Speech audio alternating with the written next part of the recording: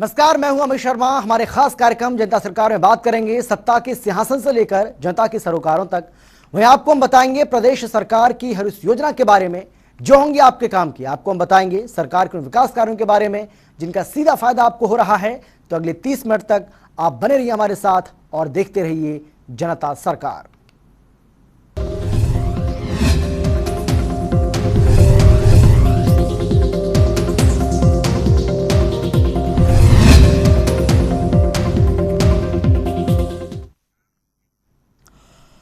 सबसे पहले हम बात करेंगे धर्मनगरी कुरुक्षेत्र की।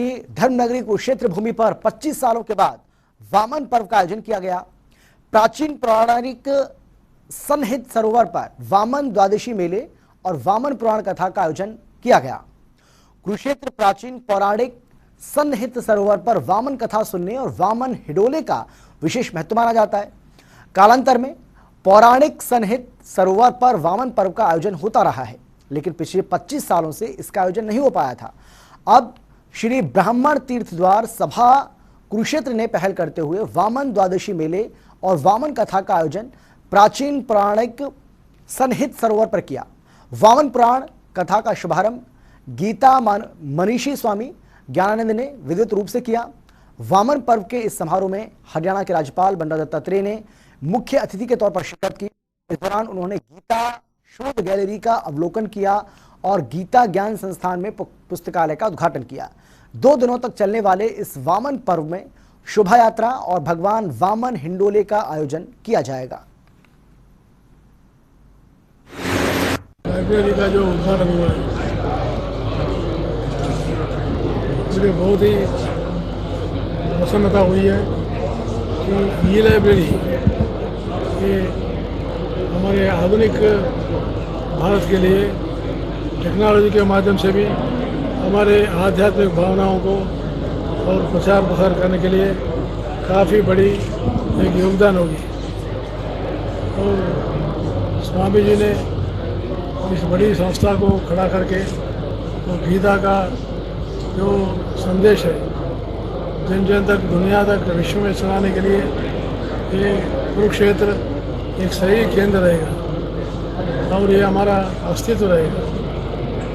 बिना अस्तित्व से कोई देश ठहर नहीं पाते। तो हमारे देश के लिए एक अस्तित्व रखने वाली और हमारे आस्था के ऊपर, हमारी संस्कृति, हमारे धर्म के ऊपर विश्वास रखने के लिए गीता का जो है बहुत ही जीवन परिवर्तन के लिए बहुत बड़ा माध्यम बनेगा। हरियाणा के मुख्यमंत्री मनोहर लाल ने दिल्ली में प्रधानमंत्री नरेंद्र मोदी से मुलाकात की, जिसके बाद उन्होंने पत्रकारों से बातचीत करते हुए जानकारी दी है। उन्होंने बताया कि प्रधानमंत्री को उनके जन्मदिवस के मौके पर बधाई दी गई है और हरियाणा सरकार के नए इनिशिएटिव्स को लेकर भी बातचीत हुई। इसके साथ ही मुख्यमंत्री ने बताया कि मेरी फसल मेरा ब्यौरा, मेरा पानी मेरी विरासत सहित राइट टू सर्विस कमीशन के सॉफ्टवेयर को लेकर और तमाम नए प्रोजेक्ट्स के बारे में प्रधानमंत्री को जानकारी दी है।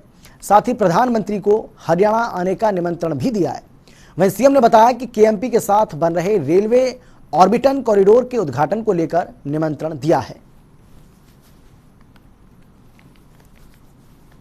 तो सबसे पहले तो मैंने प्रधानमंत्री जी को उनके जन्मदिवस के अवसर पर पूर्व संध्या पर बधाई दी है, उनके लिए शुभकामनाएं की।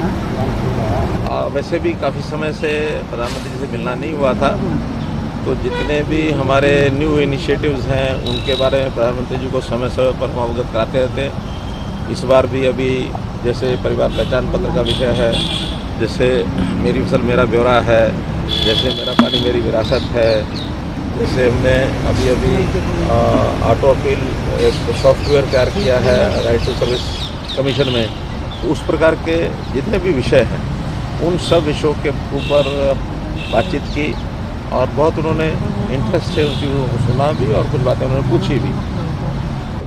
जितने कार्यक्रम हमारे चल रहे हैं उनकी सफलता के बारे में उनको बताया और अंत में मैंने उनको हरियाणा आने का निमंत्रण दिया है। हमारा जो रेलवे ऑर्बिटल कॉरिडोर जो केएमपी के साथ साथ बनने वाला है, 5,600 करोड़ रुपए की लागत का वो बनेगा, उसकी सब एडमिनिस्ट्रेटिव अप्रूवल हो गई है, रेलवे से उसका क्लियरेंस हो गई है। उसके शिलान्यास के लिए उनको निमंत्रण दिया है, तो वो शिलान्यास का स्थान उन्होंने पूछा है तो हमने उनको कहा पलवल भी हो सकता है, मानेसर भी हो सकता है। जहाँ जहाँ से रेलवे कॉरिडोर का जो रास्ता है उसमें कहीं भी किसी भी स्थान पर वो करने के लिए आएंगे तो हमारे लिए एक सौभाग्य का विषय होगा, बहुत बड़ा कार्यक्रम होगा। तो इस प्रकार इन सब विषयों के ऊपर चर्चा हुई। वहीं गुरुवार को केंद्रीय मंत्री नितिन गडकरी हरियाणा के सोहना पहुंचे, जहां उन्होंने दिल्ली मुंबई एक्सप्रेसवे के निर्माण कार्य का जायजा लिया। इस मौके पर प्रदेश के मुख्यमंत्री मनोहर लाल भी मौजूद रहे।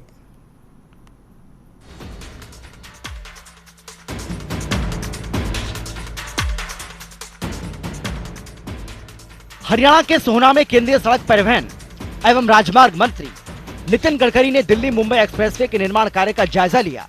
इस दौरान हरियाणा के इलाके में निरीक्षण के दौरान उनके साथ मुख्यमंत्री मनोहर लाल मौजूद रहे। आपको बता दें कि 1350 किलोमीटर लंबे इस एक्सप्रेसवे का निर्माण केंद्रीय मंत्री नितिन गडकरी ने ही शुरू किया था। इस एक्सप्रेसवे के बनने में लगभग 1 लाख करोड़ रुपए की लागत आएगी और इस एक्सप्रेसवे का कार्य मार्च 2023 तक पूरा करने का लक्ष्य है। इस मौके पर केंद्रीय मंत्री नितिन गडकरी ने कहा कि जल्द ही दिल्ली से जयपुर तक इलेक्ट्रिक रोड बनाया जाएगा, जिसको उन्होंने अपना सपना बताया। और दिल्ली मुंबई हाईवे ये देश के इतिहास का सबसे बड़ा 1 लाख करोड़ का हाईवे बन रहा है और मुझे बहुत खुशी है कि हरियाणा, राजस्थान, उसके साथ गुजरात और महाराष्ट्र, ये 4 राज्यों में हाईवे जा रहा है और ये हाईवे हमारे लोगों ने निर्माण किया, उनका तो मैं अभिनंदन करूंगा ही, पर तीनों राज्यों के मुख्यमंत्री और उनकी सरकारी यंत्रणा अगर हमको सहयोग नहीं करती तो शायद ये काम संभव नहीं होगा। हम लोग दिल्ली से जयपुर, मेरा एक सपना है कि इलेक्ट्रिक रोड बनाऊं। इसी रोड को दोनों बाजू में रेलवे की जैसी केबल होती है वो लगाना और बसेस और ट्रक इलेक्ट्रिक पर चलाना, क्योंकि मैं ट्रांसपोर्ट मंत्री हूँ। तो ये भी है और इस पे ड्रोन से माल भी उतरेगा, लोग भी उतरेंगे और एक्सीडेंट होने के बाद पेशेंट को भी हॉस्पिटल लेके जाएंगे। ये दूर की दृष्टि है और जिसका उपयोग टेक्नोलॉजी का हम इस रोड पर पूरी तरह से करेंगे। वहीं केंद्रीय मंत्री नितिन गडकरी ने हरियाणा सरकार की तारीफ करते हुए कहा कि मुख्यमंत्री मनोहर लाल के नेतृत्व में हरियाणा चौतरफा विकास कर रहा है। ऐसे में रोड इंफ्रास्ट्रक्चर खड़ा करने के लिए केंद्र सरकार उनका पूरा सहयोग करेगी। मनोहर लाल जी ने जितनी मांगे की है वो जरूर फिर से डिटेल में हम करेंगे, कोई बाकी रहा तो। हाँ, और निश्चित रूप से हरियाणा के विकास में मनोहर लाल जी के नेतृत्व में हरियाणा चौफेर विकास कर रहा है और उनके साथ हम भी पूरी ताकत और शक्ति के साथ हरियाणा का, दिल्ली का रोड इंफ्रास्ट्रक्चर खड़ा करने में हम कहीं कसर नहीं छोड़ेंगे। वहीं इस दौरान प्रदेश के मुख्यमंत्री मनोहर लाल ने कहा कि दिल्ली मुंबई एक्सप्रेसवे के निर्माण से गुरुग्राम, नूह और पलवल के कई इलाकों में विकास की रफ्तार तेज होगी। इसका निर्माण देश के विकास में मील का पत्थर साबित होगा। ये जो एक्सप्रेसवे दिल्ली बड़ोदरा इस मार्ग से बनने से इस क्षेत्र के अंदर इन्वेस्टर्स भी आएंगे, उद्योगपति उद्योग लगाएंगे, यहाँ के लोगों को रोजगार मिलेगा। कुल मिलाकर के कोई भी मार्ग होता है, सड़क होती है, वो द्योतक होता है उस इलाके की आर्थिक प्रगति का। तो निश्चित रूप से ये जो इलाका है, चाहे इसमें पलवल जिला है, नूह जिला है, गुरुग्राम जिला है, इन तीनों जिलों के लोगों को इसका बहुत बड़ा लाभ मिलने वाला है। कुल मिलाकर के लगभग 73 गांव इन तीनों जिलों के इस मार्ग के आसपास साइडों में आते हैं, इनको सबको इसका लाभ मिलेगा। वहीं केंद्रीय मंत्री नितिन गडकरी ने बताया कि एम्बियंस मॉल यूटर्न अंडरपास का उद्घाटन 15 अक्टूबर को किया जाएगा और गुरुग्राम की जनता के लिए सबसे अहम गुरुग्राम सोहना रोड का काम भी 2022 तक पूरा हो जाएगा। इसके साथ ही नितिन गडकरी ने मुख्यमंत्री मनोहर लाल की मांगों पर कहा कि मानेसर, कापड़ीवास और बिलासपुर में हाईवे पर अंडरपास बनाए जाएंगे। जनता टीवी के लिए सोहना से सूरज दुहन की रिपोर्ट।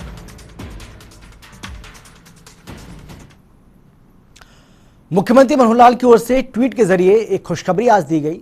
सीएम मनोहर लाल ने ट्वीट कर जानकारी दी कि मुख्यमंत्री विवाह शगुन योजना के तहत मिलने वाले शगुन में अब 21,000 रुपए की बढ़ोतरी की गई है। गरीबी रेखा से नीचे जीवन यापन करने वाले अनुसूचित जाति, अनुसूचित जनजाति और टपरीवास समुदाय की लड़कियों के विवाह पर शगुन के तौर पर राज्य सरकार 71,000 रुपए देगी।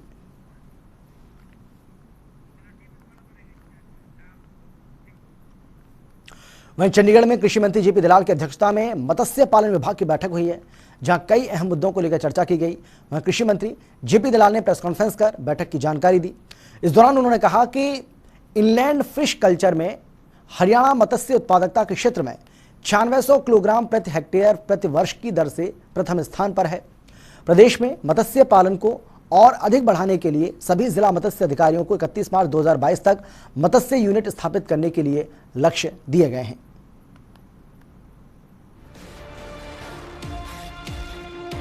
चंडीगढ़ में गुरुवार को मत्स्य पालन विभाग की समीक्षा बैठक हुई, जिसकी अध्यक्षता हरियाणा के कृषि मंत्री जेपी दलाल ने की। बैठक में कई अहम मुद्दों पर चर्चा की गई, जिसकी जानकारी कृषि एवं पशुपालन और मत्स्य पालन विभाग के मंत्री जेपी दलाल ने प्रेस कॉन्फ्रेंस कर दी। उन्होंने बताया कि मछली पालन का व्यवसाय बढ़ाने के लिए 6 करोड़ का बजट साल 2014 में था। इस साल 124 करोड़ हो चुका है। 200 करोड़ रुपए खर्च करने का लक्ष्य रहेगा और कोशिश रहेगी कि इस बजट को बढ़ाया जाए। साथ ही उन्होंने बताया कि किसानों की आमदनी दोगुनी करने के लिए फसल की विविधता पर ध्यान देना पड़ेगा। इसीलिए प्रोग्रेसिव खेती करने के लिए सरकार का लक्ष्य है। और आज से 6-7 साल पहले ये विभाग बिल्कुल छोटा सा विभाग था। इसका बजट सिर्फ 6 करोड़ रुपए का होता था 6-7 साल पहले 2014 में। अब इसका बजट जो है इस साल 124 करोड़ है। 6 करोड़ से 124 हो गया।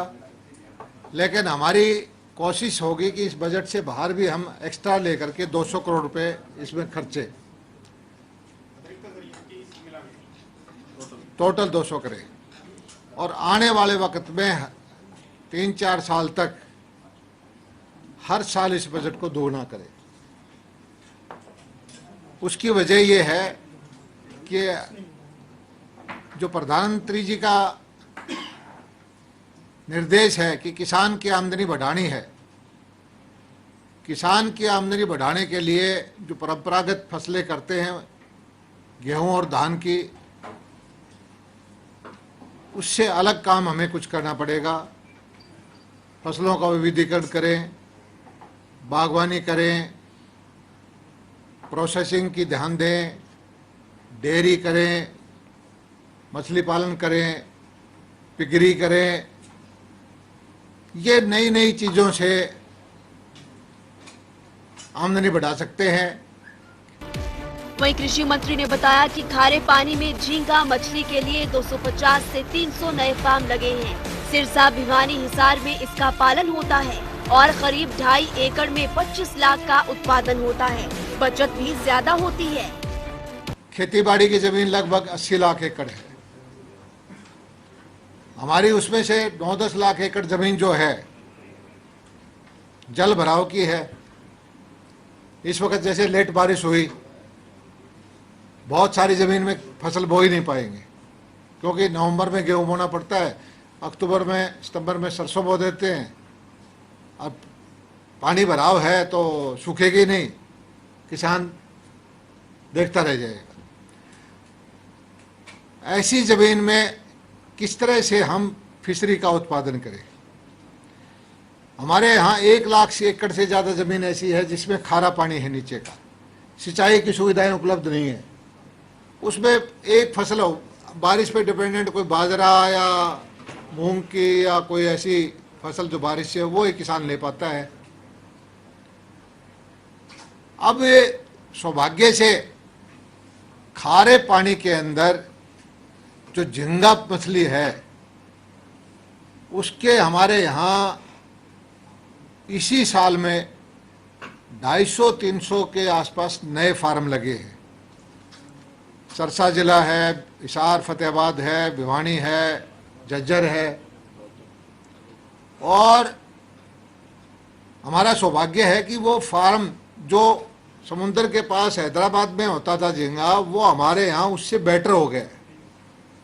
हमारे साइंटिस्ट को मैं बधाई देता हूँ, हमारे अधिकारियों को, कि उन्होंने मेहनत की और फार्म को हमने ट्रेनिंग दी, पानी की टेस्टिंग की, सब्सिडी दी और 2.5 एकड़ के फार्मर ने 5 से लेकर के और ज़्यादा से ज़्यादा 11 मीट्रिक टन 11.5 मीट्रिक टन झींगा का उत्पादन किया है और 350 से लेकर के 450 रुपये किलो ये बिकती है, 490 तक भी, चलो 500 रुपये तक बिकती है किलो की।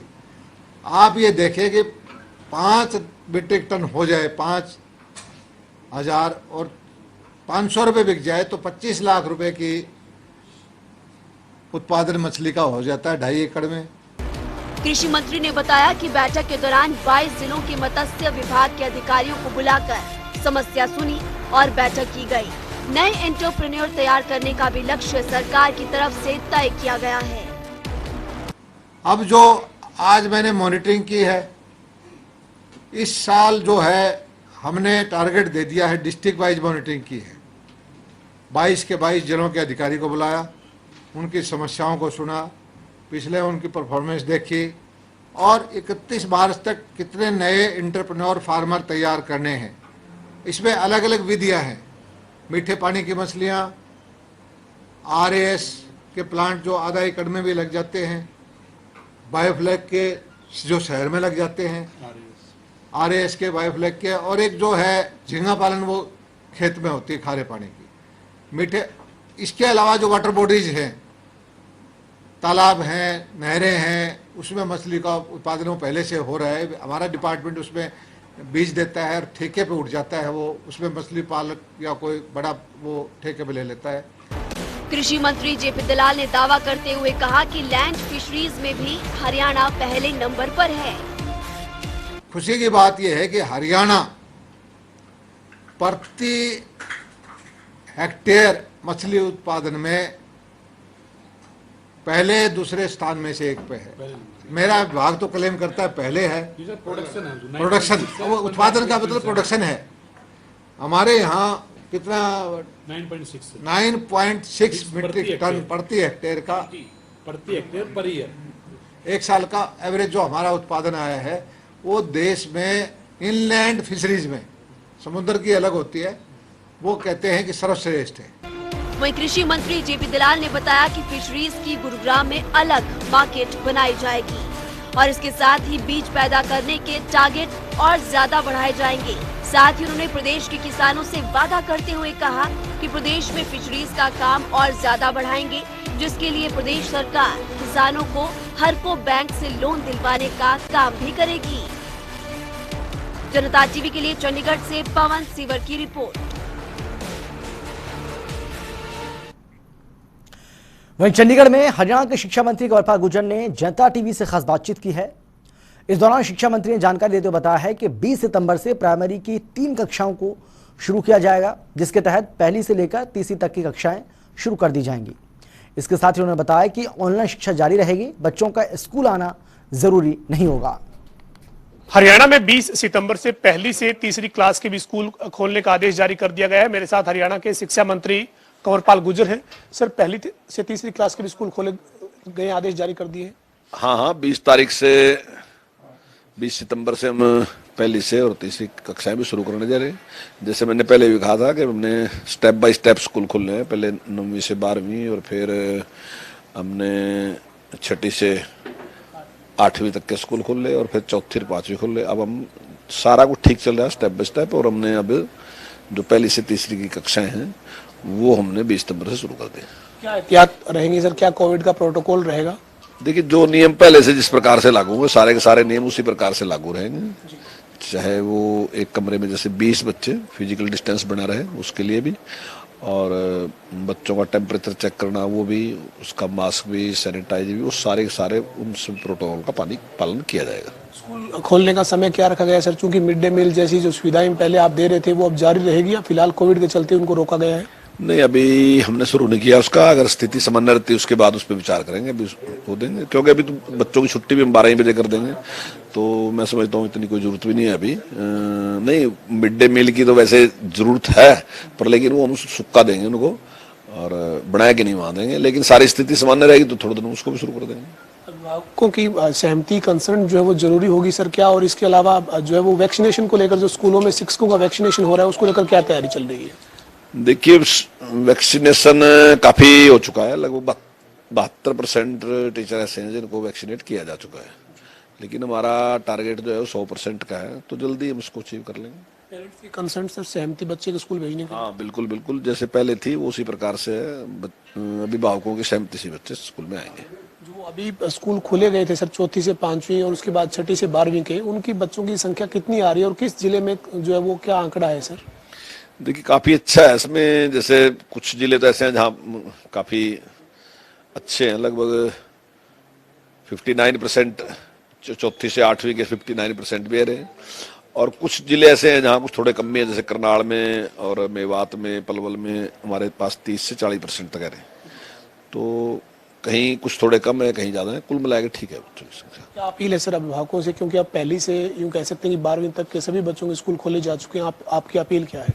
नहीं, देखिए, मैं तो यही चाहूंगा कि अभी घबराने की कोई जरूरत नहीं, अभिभावक पूरा विश्वास रखें और हम ठीक तरीके से सारा सिस्टम है स्कूल का, और कोई किसी प्रकार घबराने की जरूरत नहीं है, लेकिन अगर उसके बावजूद भी अगर अभिभावकों को नहीं लगता कुछ, तो फिर उनको उस प्रकार का एक छूट दी गई है, उसको वो ऑनलाइन बच्चों को पढ़ा सकते हैं। हमारे साथ हरियाणा के शिक्षा मंत्री कंवरपाल गुर्जर थे, जो कह रहे हैं कि 20 सितंबर से पहली से तीसरी क्लास के स्कूल खोले गए हैं और जो कोविड प्रोटोकॉल है उसका स्कूल में जो पहले पालन किया जा रहा है उसी तरीके से पालन किया जाएगा। वीडियो जर्नलिस्ट विजेंद्र के साथ पवन सिंह और जनता टीवी, चंडीगढ़। वहीं चंडीगढ़ में आंदोलनकारियों से बातचीत के लिए सरकार की ओर से गठित हाई पावर कमेटी की पहली बैठक हुई है, जिसकी अध्यक्षता गृह मंत्री अनिल विज ने की है। बैठक में हाई पावर कमेटी के 3 सदस्य DGP P K Agarwal, ADGP law and order Navdeep Singh Virk और गृह सचिव बलकार सिंह मौजूद रहे। बैठक में सुप्रीम कोर्ट के निर्देशों के मुताबिक नेशनल हाईवे एक तरफ से खोले जाने को लेकर चर्चा हुई है। इस मुद्दे पर जल्द ही आंदोलनकारी नेताओं के साथ होने वाली बातचीत के मसौदे पर भी मंथन किया गया।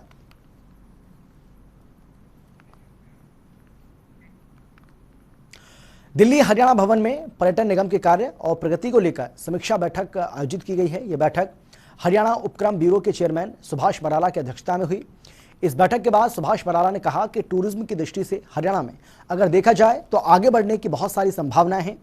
हरियाणा एनसीआर में एक बड़ा क्षेत्र है, इसके साथ ही हमारे पास पहाड़ी क्षेत्र भी है। अगर हम एक योजना बनाकर चलें तो हरियाणा प्रदेश में अच्छे टूरिज्म की संभावनाओं को बढ़ाया जाएगा।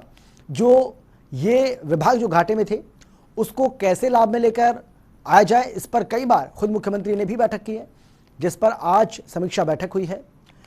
उन्होंने बताया है कि कई योजनाओं पर काम शुरू हो चुका है, जिससे आने वाले दिनों में हरियाणा और दिल्ली की जनता हमारे राज्य को प्राथमिकता दे।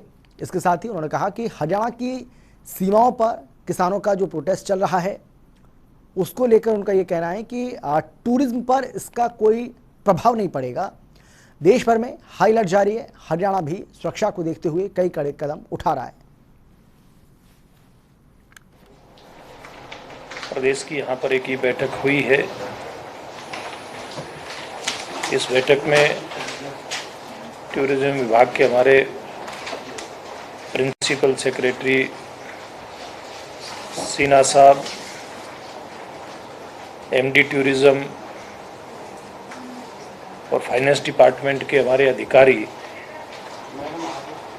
टूरिज्म विभाग की जो अब तक की हमारी जो भी एक्टिविटीज़ हैं, जो भी गतिविधियां रही हैं, उनकी समीक्षा करने के लिए ये बैठक यहाँ पे बुलाई, क्योंकि हमारे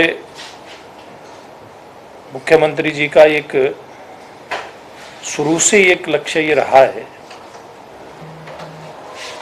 कि हरियाणा प्रदेश में टूरिज्म के अगर दृष्टिगत देखा जाए तो बहुत सारी संभावनाएं इस विभाग के आगे बढ़ने की है।